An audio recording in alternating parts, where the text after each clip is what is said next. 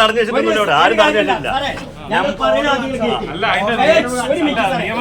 നിയമവിരുദ്ധമായി ഒന്നും ചെയ്യുന്നില്ല, അത് മനസ്സിലാക്കിയാൽ മതി. അത് തന്നു കഴിഞ്ഞ യോഗം കൂടിക്കോട്ടെ, അല്ലാതെ നിയമവിരുദ്ധമായിട്ട് ഇവിടെ ഒന്നും ചെയ്യുന്നില്ല. ചെയർപേഴ്സണെ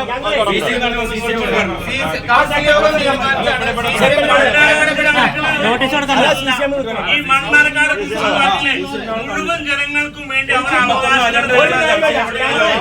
അല്ലാതെ ഈ 10-15 ആളുകൾക്ക് വേണ്ടി നടക്കുന്ന ഒരു പ്രോഗ്രാമായിട്ട്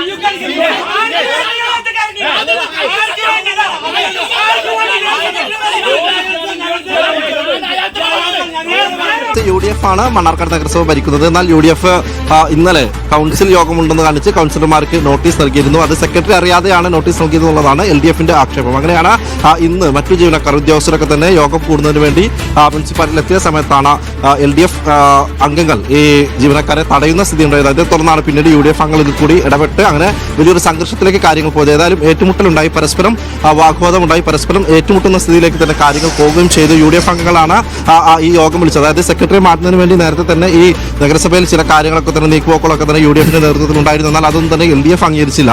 അതോടൊപ്പം തന്നെ UDFലെ 2 കോൺഗ്രസ് അംഗങ്ങൾ കൂടി LDFനൊപ്പം ചേർന്നുകൊണ്ടാണ് ഈ രീതിയിലുള്ള സംഘർഷത്തിലേക്ക് കാര്യങ്ങൾ പോയത്. ഏതായാലും പിന്നീട് പെട്ടെന്ന് തന്നെ പോലീസിനെ വിവരമറിയിച്ചു. എന്നാൽ പോലീസ് എത്തിയിട്ടും ഈ അംഗങ്ങളെ നിയന്ത്രിക്കാനാകാത്തൊരു സ്ഥിതിയാണ് ഇന്ന് മണ്ണാർക്കാട് നഗരസഭയിൽ ഉണ്ടായത്. ഏതായാലും പിന്നീട് പോലീസ് എത്തി ഏറെ നേരം പണിപെട്ടിട്ടാണ് ഈ സ്ഥിതി ശാന്തമാക്കിയത്. മണ്ണാർക്കാട് നഗരസഭയിലെ കൗൺസിൽ യോഗം വിളിക്കുന്നതുമായി ബന്ധപ്പെട്ടുള്ള തർക്കമാണ് ഇങ്ങനെ വലിയൊരു ഏറ്റുമുട്ടലിലേക്ക് പിന്നീട് മാറിയത്.